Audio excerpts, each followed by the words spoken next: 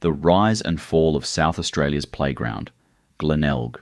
On a beach on the edge of Adelaide in the summer of 1836, a colony announced itself. Beneath a gum tree at Glenelg, with a ship at anchor a little way offshore, the proclamation that began South Australia was read aloud, and for the century that followed, this stretch of sand became the place the whole city came down to play. It had a jetty that reached a quarter of a mile out to sea with an aquarium built along it.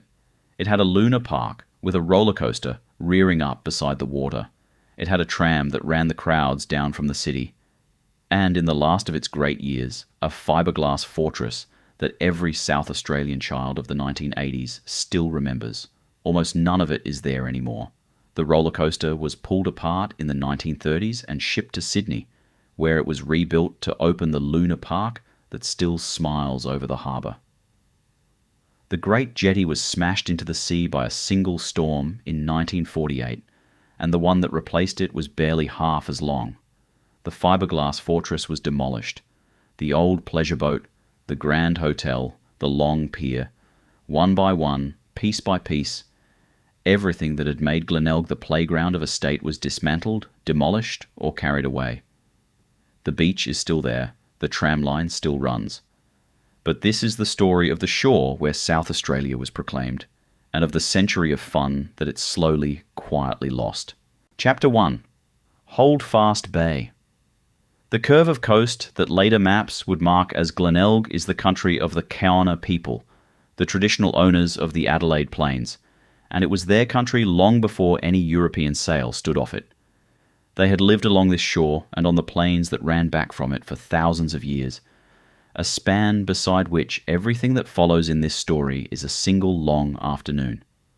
The sea gave them fish and shellfish. The wetlands behind the dunes gave them birds and reeds and fresh water. The land was not empty wilderness waiting to be discovered.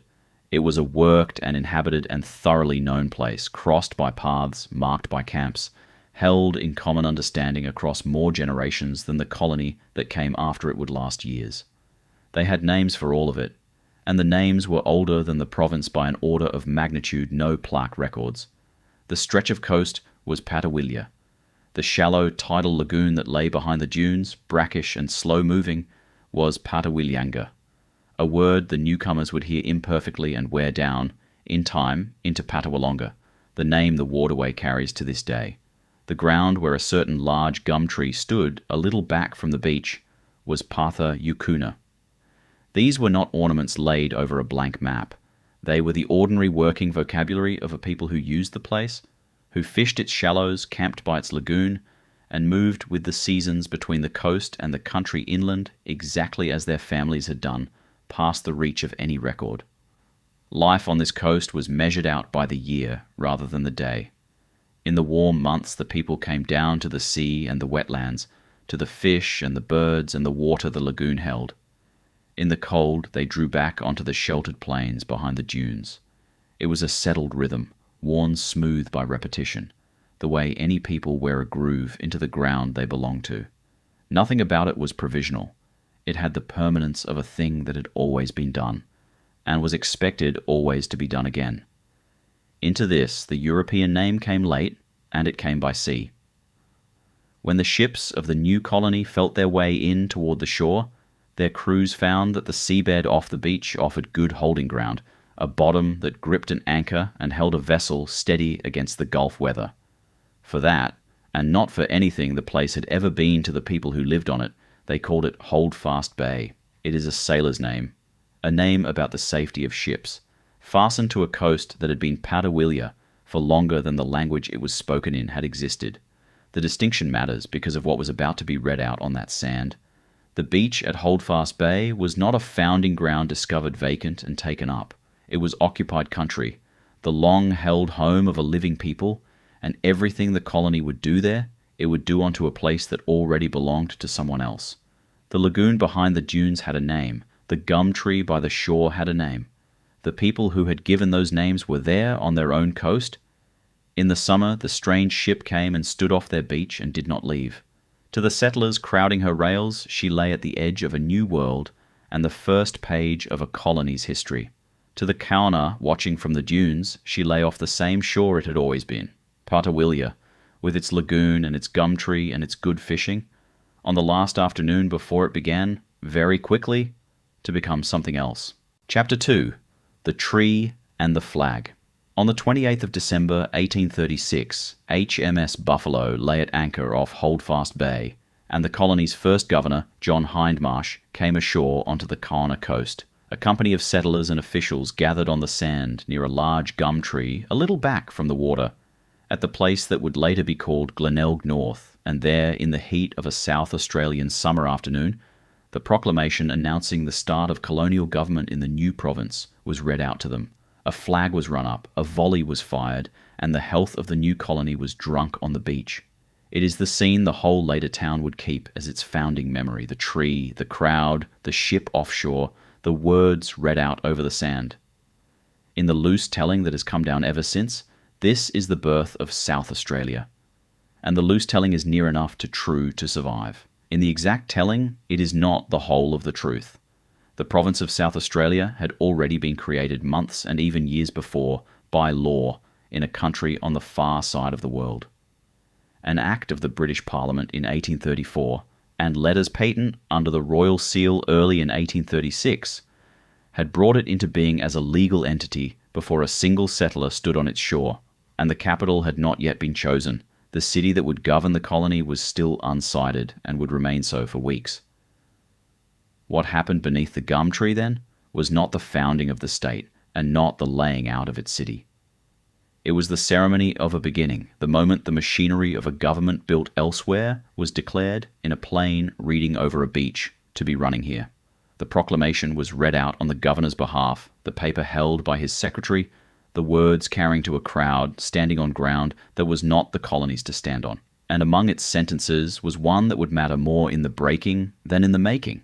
It set down a plain undertaking toward the people whose country this already was, that the Aboriginal inhabitants of the province were to be under the protection of the law, and were entitled to the same rights and privileges as every other British subject. It was a generous promise, and it was spoken in good faith by some of the men who heard it. It was also a promise the colony would begin to break almost as fast as it was made, as settlement spread inland and the dispossession of the Kaurna and their neighbours followed the surveyors across the plains they had lived on for thousands of years. So 2 things were declared on that beach in the same afternoon, in the same breath, and both were true. A government opened. A pledge was given that the people of the country would be protected as equals. The founding and the undoing of that pledge were spoken over the same sand, beneath the same tree, in the same summer, and the second would outrun the first, before the settlers who cheered it had finished building their houses.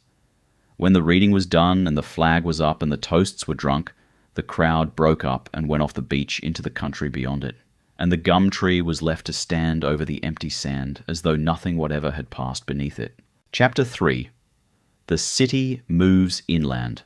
Glenelg might have become the capital of the colony that had just been proclaimed upon its sand.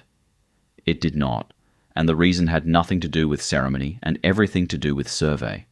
The task of choosing where the capital would stand belonged not to the governor, but to the colony's surveyor general, Colonel William Light, and Light was under orders and under his own hard judgment to find ground that could feed and drain and supply a city, good soil, fresh water, and a river before a fine view of the sea. The beach at Holdfast Bay had the sea and little else. Behind it lay the brackish lagoon and low, sandy, ill-drained ground, poor material on which to raise a capital that was meant to last. So Light looked inland. A few miles back from the coast on the River Torrens, he found rising ground with fresh water and room to build. And there, about 11 kilometres from the beach where the proclamation had been read, he laid out Adelaide, the city that still keeps the shape he gave it, a grid of wide, straight streets set inside a ring of parkland, planned whole before it was built. The decision was not welcomed by everyone. Governor Hindmarsh wanted the settlement closer to a harbour and quarrelled with his surveyor general over it at length and with feeling. But Light held to his ground, and in the end his ground held. The capital would sit inland on the river with its back to the Gulf. That single choice settled what Glenelg would be for the next 100 years. The seat of government went inland. The courts, the offices, the banks, the trade, the growth, all of it gathered around the grid on the Torrens, and the money and the people followed the institutions the way they always do. The beach where the colony had been declared open was quietly left behind by the very colony it had opened. It had held the ceremony, and it would not hold the city. What passed through it now would not be power, but leisure, not the business of the province, but the escape from it. And in being passed over, Glenelg was handed a part that would outlast a good many capitals. Adelaide, sited inland for sound reasons of water and soil, had bought its safety at the price of the coast. It was a city without a sea at the end of its streets, and a city will always want the thing it does not have. 11 kilometres away, the passed-over beach had exactly and only that thing. The colony had chosen the river. The river city would spend its summers longing for the shore, and the shore that lay nearest and flattest and easiest to reach was Glenelg. So the destiny of the place was fixed from the first by a subtraction, by what it was not chosen to be. It was not the capital. It was not the chief port, nor the centre of anything that governed or traded or grew. It kept the founding in the form of a story and a tree, and, in time, an annual ceremony on the sand. It lost the future to a grid on a river half an hour inland. But in the losing, it was given the one asset the capital could never survey or purchase or lay out in streets: the open water at the edge of the plain, the long, flat beach, the whole horizon of the Gulf. Adelaide would work inland under the summer heat. Glenelg would keep the sea and wait for the city to come down to it. Chapter 4. The resort is built.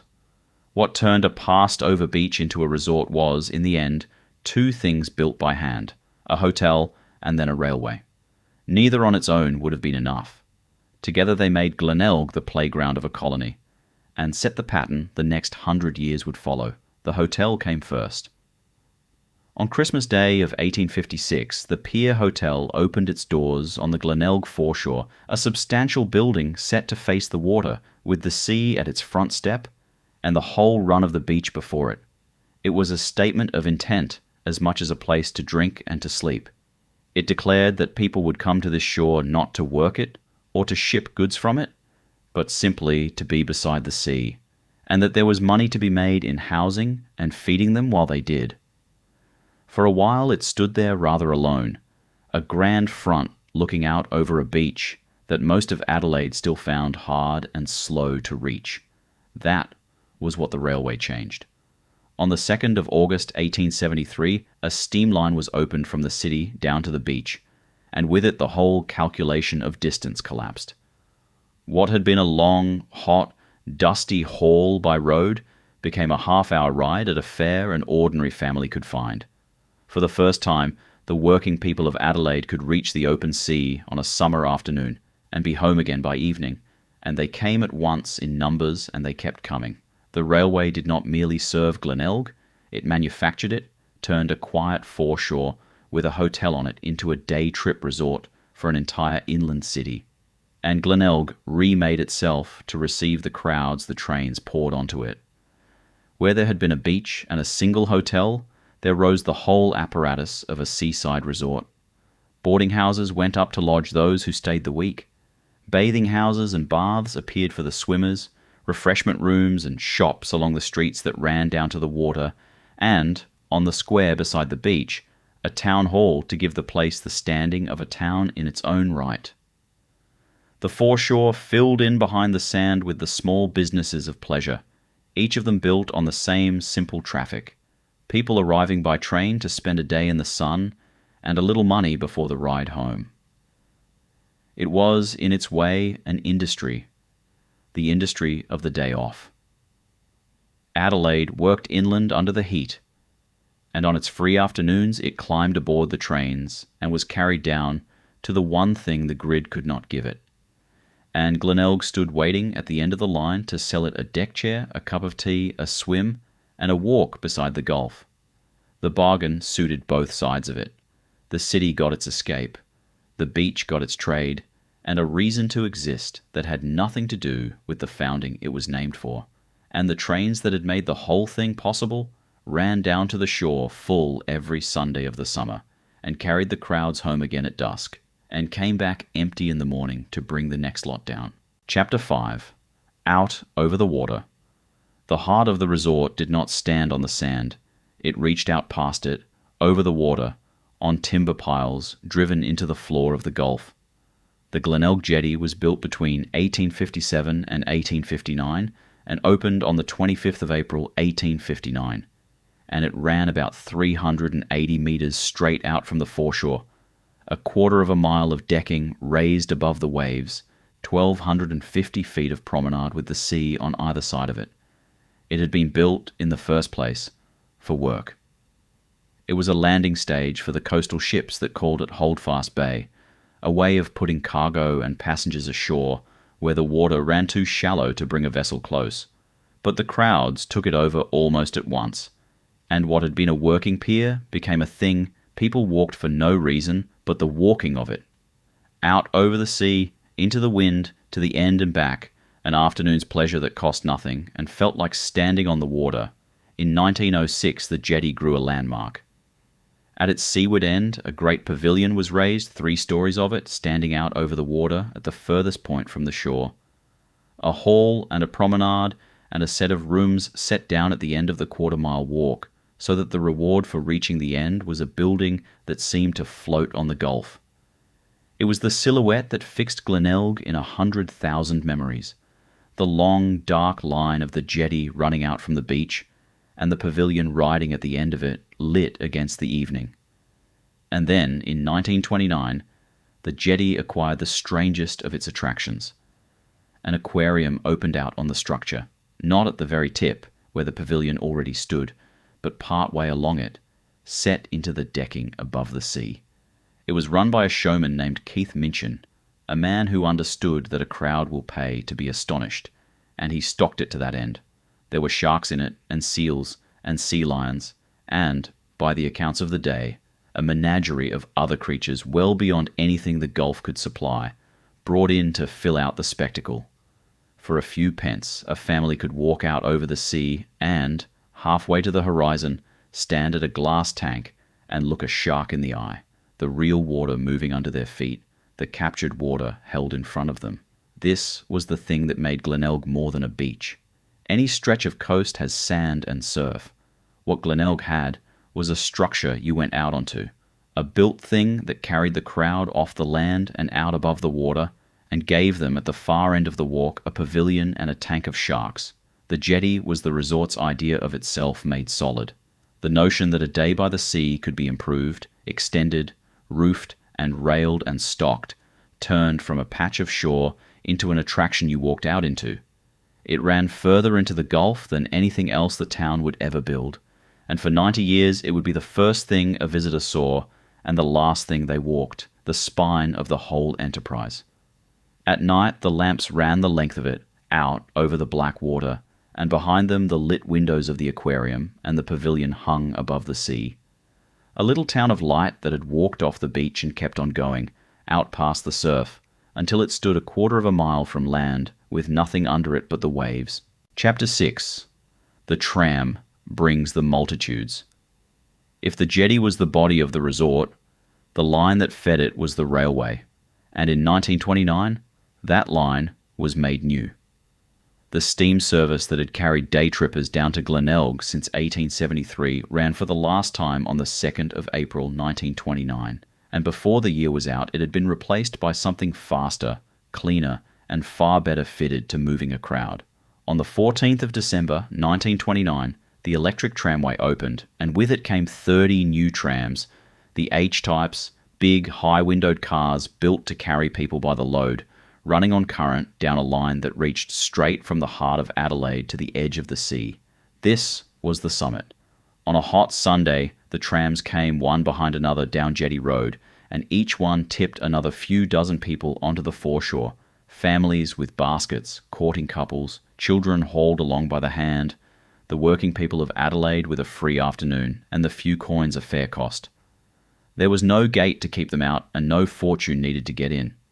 A man who spent his week in the inland city could put his family on a tram after church and be standing on the Glenelg sand within the half hour, for a fare he barely felt.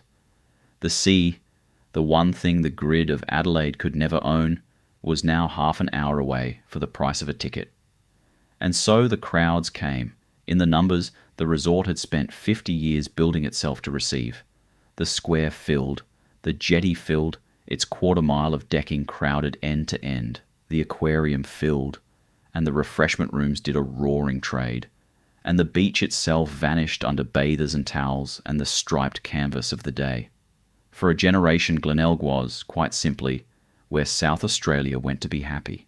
Not the retreat of the wealthy few who could keep a house by the water, but the shared escape of a whole state, delivered to the sand by a tram anyone could board. It was the only original tram line the city would ever keep, and in these years it ran full from the first service to the last.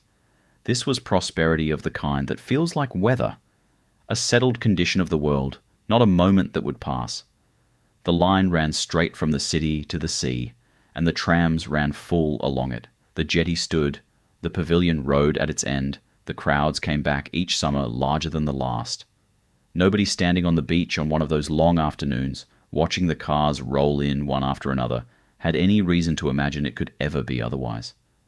The town had spent half a century learning how to be a playground, and now at the height of it, the whole state was coming to play. You could see the machine of it working best from the top of Jetty Road, looking down toward the water, the bright cars coming one after another out of the city heat, full to the doors, people leaning from the windows toward the first sight of the sea. And at the bottom of the line, where the rails ran out near the square, each tram slowing, spilling its load onto the pavement, and turning to go back up for more. All summer long, the line breathed the city down to the beach and drew it back again, a tram at a time, and the sand was never empty while the light held. Chapter 7. Luna Park and the Coaster. In October of 1930, the playground got its crown. On the 8th of that month, a full amusement park opened on the Glenelg foreshore, on the open ground of Collie Reserve, a few steps back from the sand. Luna Park, Glenelg, a walled acre of electric light and painted timber and machinery built for no purpose on earth but delight. At its center stood a roller coaster, the Big Dipper, a wooden mountain of trestle and track rearing up beside the beach, hauling its cars to the crest of the first drop and letting them go so that the scream of the riders carried out across the water. Around it stood the rest of the apparatus of a seaside pleasure ground, river caves to drift through in the dark, a Noah's Ark that pitched and rolled, a Ferris wheel turning against the sky, a scenic railway threading through it all. The Big Dipper was not, for all its size, a thing unique to Glenelg. It was a clone, built to the same design as the coaster at Luna Park in Melbourne, one of a family of such machines turned out by the same builders, a bought marvel rather than an invented one. But that counted for nothing with the crowds who rode it. It was the tallest, loudest, fastest thing on the whole South Australian coast, and for 4 summers, the people who came off the trams poured straight into the park beneath it, into the noise and the lights and the smell of it. For those 4 summers, Luna Park Glenelg was the single brightest place on the entire shore. It was also, from almost the first day, in trouble. The park had been raised in a corner of the foreshore that other people held claims on, and the claims did not sit quietly. There were disputes with the council over the rent and over trading on a Sunday, the one day the crowds ran largest and the objections loudest. And there was hostility from the residents, the people who lived in the streets behind the reserve and had never asked for a fairground beside their houses. The roar of the coaster, the blaze of the lights, the crowds a pleasure ground draws late into a summer night. The thing that looked from the beach like the summit of the resort was, from the houses at its back, a nuisance to be fought. And it was fought, in the council chamber and in the letters column, through every one of its 4 short seasons. So the crown turned out to be the most fragile thing the playground ever wore. The jetty had stood 70 years by then. The tram line would run for a century. But the Luna Park, the loudest and brightest of all of it, could not hold together even 5. The disputes wore at it, the residents pressed against it, and beneath the noise the money would not add up. By late 1934, the company that ran it had given up. The park went into voluntary liquidation, the takings could no longer meet what was owed, and the machinery that had been the wonder of 4 summers fell quiet on Collie Reserve. It had opened in the spring of 1930. By the end of 1934, it was finished, barely 4 years from the first ride to the last. And so, on a stretch of foreshore that had waited 50 years for its crowds and would keep them for 50 more, the brightest thing ever built there burned out fastest of all. When the lights went dark, the Big Dipper still stood where it had been raised, its great wooden slope black against the evening sea. The cars stopped on the track. The gates shut on an empty park, a mountain of silent timber by the sand, waiting on the auctioneer to decide what became of it next. Chapter 8. Sydney takes the rides. When Luna Park Glenelg went into liquidation, its rides did not go to the scrap heap. They went east. The park had opened in 1930 and was finished by the end of 1934, undone by council disputes and the hostility of residents who had never wanted a fairground roaring beside their houses. But the machinery it left behind was too valuable to break up for timber. In 1935, the assets were auctioned, and the amusements, the Big Dipper among them, were taken apart with a care that shows how much they were worth. The coaster was not smashed down, it was dismantled, its timbers were numbered piece by piece, every beam and upright marked so that the whole structure could be raised again exactly as it had stood, and then the numbered pieces were loaded onto rail and carried across the continent. The auction came on the 8th of April 1935. What could not be sold on the spot to local buyers was catalogued for the longer journey, and it was the rides themselves, the great engines of the pleasure ground, that were wanted furthest away. A syndicate in Sydney had resolved to build an amusement park on its own harbour, and rather than raise one from nothing, it bought one already made, standing 4 summers on a beach in Adelaide, and set about moving it there whole. They were bound for Sydney. On the harbour at Milson's Point, on the northern shore beneath the great steel arch of the bridge, the pieces were laid out and reassembled, and on the 4th of October 1935, they opened as Luna Park Sydney. The coaster that had reared up beside the Glenelg sand became its headline ride. The attraction the crowds came for, rebuilt on another harbour, in another city, at the far end of the country. It was a feat of patient logistics, a roller coaster taken to pieces in one colony and made whole again in another, the better part of a continent away. It is the strangest turn in the whole story. The amusement park that still smiles over Sydney Harbour, its wide, grinning face, one of the most photographed sights in the country, was raised in part out of the one that had been carried away from a beach in Adelaide. The rides were shipped east and rebuilt to open Luna Park Sydney in 1935, and there they ran, on borrowed ground, for the working lives of a generation of visitors who never knew where the coaster had first been built. But it should be said plainly what did and did not survive. The park in Sydney endured, the coaster itself did not. The Big Dipper that had come from Glenelg was pulled down in 1979, more than 40 years after it made the journey, replaced and gone. So the park on the harbour still stands, and its face still smiles, but it does not hold the actual timbers that once stood on the South Australian foreshore. What went east was rebuilt, ran its span, and was in its turn taken down. The carrying away preserved the idea of the Glenelg coaster for a while, in another city, under another name, and then that too came apart. For Glenelg, the manner of the loss was the thing. Other resorts lost their pleasure grounds to fire, or to decay, or to the slow starving out of custom. Glenelg lost its Luna Park to another city, which sent men to take the rides apart by hand, number the wood, and ship it home. The Big Dipper did not fall down. It did not burn. It was carefully, deliberately, professionally removed. The first and clearest instance of the pattern that would come to define the place, in which the things that made Glenelg were not destroyed where they stood so much as taken somewhere else, or taken down. The foreshore at Collie Reserve, where the coaster had stood 4 summers, was left flat and quiet, and the loudest, brightest thing the South Australian coast had ever seen was now roaring beside a different sea for a different crowd that did not know it had ever belonged to anyone else. Chapter 9. The Night. The jetty died. What Sydney had done to the Luna Park by hand, the sea did to the jetty in a single night. The Glenelg jetty had stood for the better part of 90 years. Opened in 1859, it reached about 380 metres out over the water, a quarter of a mile of promenade that the whole city had walked, first for the shipping and then simply for the pleasure of walking out above the waves. It had carried a great 3-story pavilion at its seaward end since 1906, and an aquarium along its length since 1929. It was the oldest and the largest of the resort structures, the thing that made Glenelg more than a beach, and it had weathered every storm the Gulf had thrown at it for 3 generations. In the early hours of Sunday the 11th of April, 1948, the Gulf threw one it could not weather.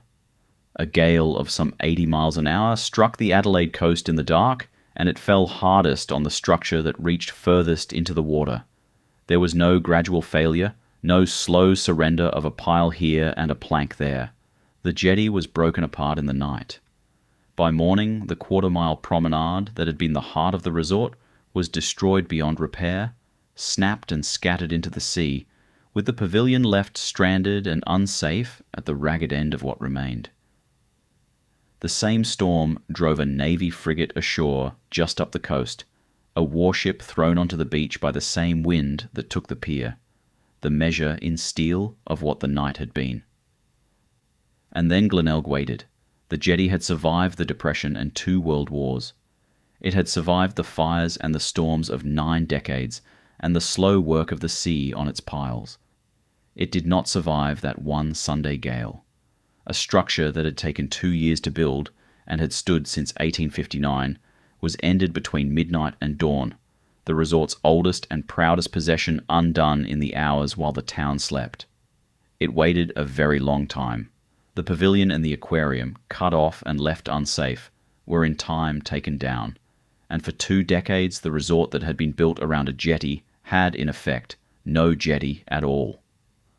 Glenelg waited 21 years for a full replacement, and when the new jetty was finally opened in 1969, it was a smaller thing in every dimension that mattered. It ran only about 200 meters, barely more than half the length of the one the storm had taken. It reached out over the same water, but it no longer reached out to anything. There were no coastal ships to berth at its end, no pavilion, no aquarium, only a plain deck ending in the sea. The measurements tell the story on their own. About 380 meters, and then about 200. A quarter of a mile out over the waves, and then a short walk to a rail and a view. The new jetty was not a restoration of the old one. It was an echo of it, a diminished, practical, half-length replacement built for a resort that no longer needed to reach so far, because the things that had once stood at the end of the long jetty were gone and would not be coming back. It was the same pattern as the coaster, worked by different means. The Luna Park had been taken apart by men and carried to another city. The jetty was taken apart by a storm and dropped into the sea. But the result was the same subtraction. Something that had made Glenelg what it was had been removed, and what stood in its place was shorter, plainer, and less. The great jetty was gone in a single night, and the town came to measure its replacement not against what it had wanted, but against what it had lost, and found it by every yard wanting. Chapter 10. The Long Dismantling. The losses did not stop after 1948. They only slowed to the pace of a lifetime. For a while, it even looked as though the playground might renew itself. In December of 1982, the foreshore was given a new marvel. Magic Mountain, a fortress of molded fibreglass with water slides pouring down its flanks, the largest slides of their kind in the southern half of the world when they were built. Around and inside it were dodgems and mini-golf and arcades, and for a generation of South Australian children it was the whole of summer, a place loved without reservation and without embarrassment. Their parents were less kind.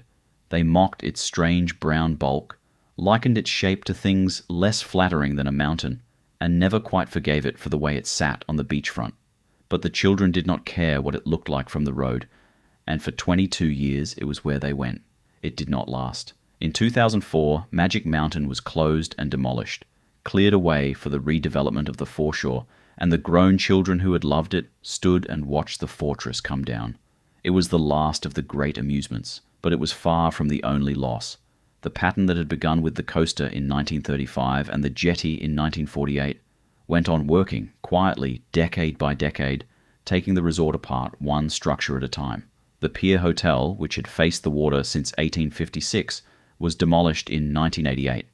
The static replica of HMS Buffalo, the ship of the Proclamation, rebuilt beside the Patawalonga so that visitors could stand on the deck of the vessel the colony had come ashore from, was pulled down in 2019, not by fire or storm, but by simple deterioration, rotted and weathered past the point where keeping it was worth the cost.